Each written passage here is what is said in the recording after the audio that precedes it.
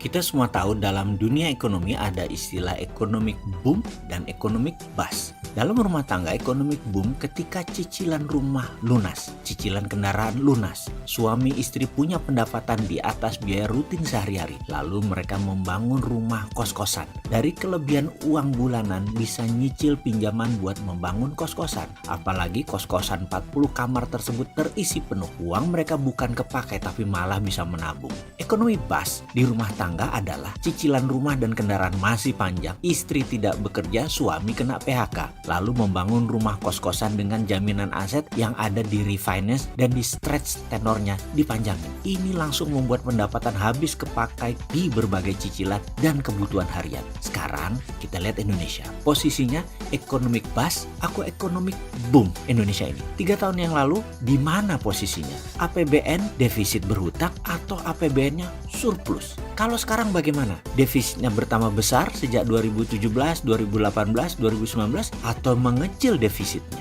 Sekali lagi, atau surplus? Masuk kategori lebih boom atau lebih bust dibanding 3 tahun yang lalu ekonomi Indonesia saat ini. Jadi berapa data defisit nasional Indonesia? Kalau data yang saya punya, defisit pendapatan primer secara akumulatif adalah 1.380 triliun defisitnya. Uang tersebut adalah uang yang Indonesia alokasikan sebagai setoran uang keluar buat asing untuk pembelian jasa impor, cicilan utang, bunga utang, dan uang keuntungan investasi asing yang ditarik keluar. Ngimpi saya sih membayangkan kalau uang itu beredar di dalam negeri, selesai masalah ekonomi. Ekonomi boom namanya. Tapi bagi saya, karena defisitnya primer segitu besar, ya jadi bust.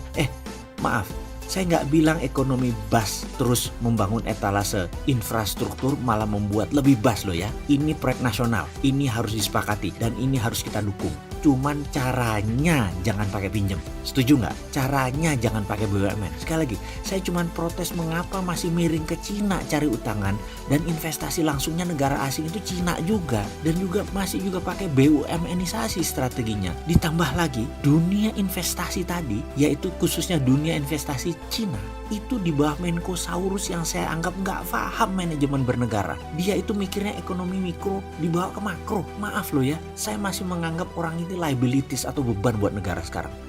Bentar, jangan-jangan aset buat negara sekarang. Saya pasti salah. Semoga dia adalah yang membawa Cina masuk dan memberi karpet merah ke Cina itu adalah aset. Saya berdoa semoga saya yang salah dalam urusan melihat masalah negara ini.